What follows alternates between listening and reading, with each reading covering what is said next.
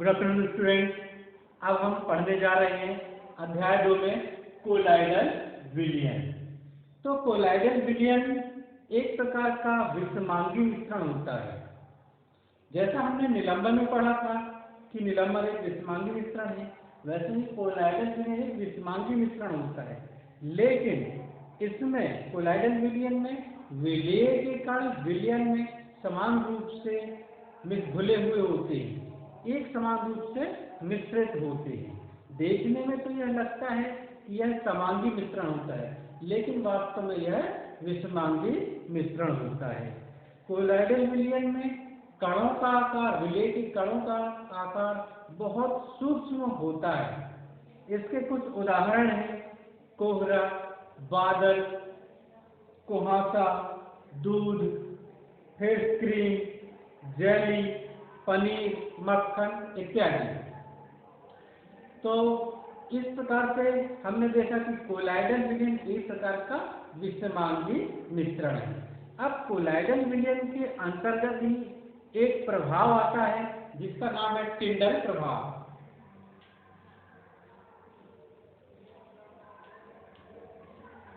टिंडल प्रभाव,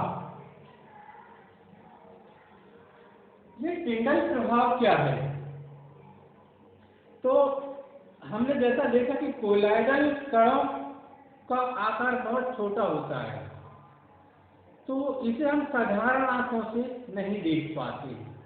तो इसके लिए हम एक उदाहरण बताते हैं कि हम देखेंगे कैसे। जैसे हम एक सामान्य कमरे में देखते हैं तो हमें धूल का एक भी कण नजर नहीं आता है, लेकिन यदि उसी कमरे में यदि कहीं ऊपर खिड़की से, छोटी खिड़की से या छत से किसी प्रकार से रोशनी आती है, सूर्य का प्रकाश आता है, तो हम देखते हैं कि जितने भाग में सूर्य का प्रकाश आता है, सूक्ष्म प्रकाश आएगी, तो जितने भाग में सूर्य का प्रकाश आता है उतने में हमें धूल के कण उड़ते हुए नजर आते हैं। लेकिन बाकी कमरे में, छाया में वही कण हमें नजर नहीं आते। तो इसका मतलब हुआ कि प्रकाश आने पर ये कण हमें दिखाई देते हैं। इसका और उदाहरण समझते हैं। यदि हम एक गिलास में, कांच की गिलास में या कांच के बर्तन में, बड़े बर्तन में यदि हम पानी भरें, पारदर्शी बर्तन होना चाहिए, तो उसमें हम पानी भरते हैं और या हम कोई कोलाइडल विलयन भरते हैं और हम यदि उसमें हम प्रकाश डालते हैं तो हम देखेंगे कि कोलाइडल कण हमें दिखाई देते हैं, लेकिन बहुत सूक्ष्म होते हैं। तो प्रकाश डालने पर कोलाइडल कण दिखाई देते हैं। तो इस प्रभाव को टिंडल प्रभाव कहा जाता है। इस प्रभाव को टिंडल प्रभाव कहते हैं। क्योंकि इस प्रभाव को टिंडल नामक वैज्ञानिक ने दिया था, इसलिए इसका नाम टिंडल प्रभाव है। तो हम पढ़ रहे थे कोलाइडल विलयन। तो कोलाइडल विलयन में ही टिंडल प्रभाव दिखाई देता है। अब हम पढ़ेंगे कोलाइडल विलयन के कुछ गुणधर्म। कोलाइडल विलयन के गुणधर्म क्या क्या है देखते हैं। सबसे पहला तो कोलाइडल विलयन एक विषमांगी मिश्रण है। फिर दूसरा इसका गुण है कोलाइड के कणों का आकार इतना छोटा होता है कि हम इसे साधारण आंखों से नहीं देख सकते, या इन कणों को पृथक पृथक रूप से हम आंखों से नहीं देख पाते। तीसरा है, लेकिन ये कण इतने बड़े होते हैं कि प्रकाश की किरण को फैला देते हैं। मतलब प्रकाश की किरण के लिए बड़े होते हैं, प्रकाश की किरण को अर्थात प्रकाश को फैला देते हैं, परंतु इतने बड़े नहीं होते कि हम इन्हें पृथक पृथक देख सकें। अगला है, यदि इनको शांत छोड़ दिया जाता है तब ये कण तल पर बैठते हैं, अर्थात स्थायी होते हैं। तब ये कण तल पर बैठते हैं अर्थात स्थायी होते हैं। फिर ये छानन विधि द्वारा मिश्रण से पृथक नहीं किए जा सकते। कोलाइडल के कण छानन विधि द्वारा पृथक नहीं किए जा सकते। इनको पृथक करने के लिए एक विशेष विधि प्रयोग की जाती है जिसका नाम है अपकेंद्रीयकरण विधि।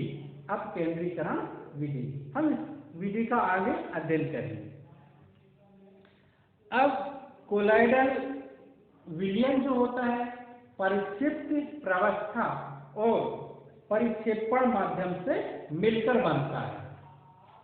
देखते हैं परिक्षिप्त प्रवस्था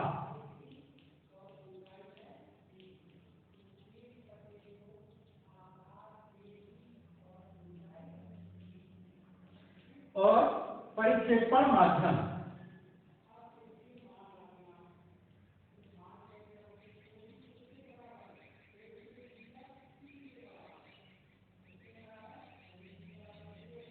तो होती क्या है ये परिक्षिप्त प्रवस्था और परिक्षेपण माध्यम? तो हम साधारण शब्दों में ये समझ सकते हैं कि विलेय पदार्थ, जैसे हम विलयन पढ़ते हैं तो विलयन में एक विलेय होता है, विलायक होता है। तो यहाँ परिक्षिप्त प्रवस्था विलेय को बोला गया है और परिक्षेपण माध्यम विलायक को बोला गया है। लेकिन इनको थोड़ा और समझते हैं। विलेय पदार्थ की तरह का घटक जो कोलाइडल रूप में रहता है, जो कि कोलाइडल रूप में रहता है, उसे परिक्षिप्त प्रवस्था कहते हैं।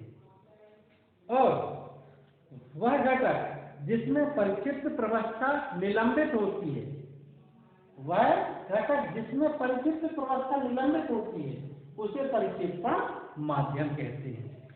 इसका परिक्षिप्त प्रवस्था और परिक्षेपण माध्यम से कोलाइडल विलयन को समझने के लिए आप जस्ट इसके पीछे पेज नंबर 19 में सारणी 2.1 सबसे नीचे दी गई है, उसे देखेंगे, तब आपको ये उदाहरण अच्छी तरह से समझ में आएंगे। एक तो उदाहरण हम देखते हैं। यहाँ दिया गया है परिक्षिप्त प्रवस्था और परिक्षेपण माध्यम, फिर उसका प्रकार से उदाहरण।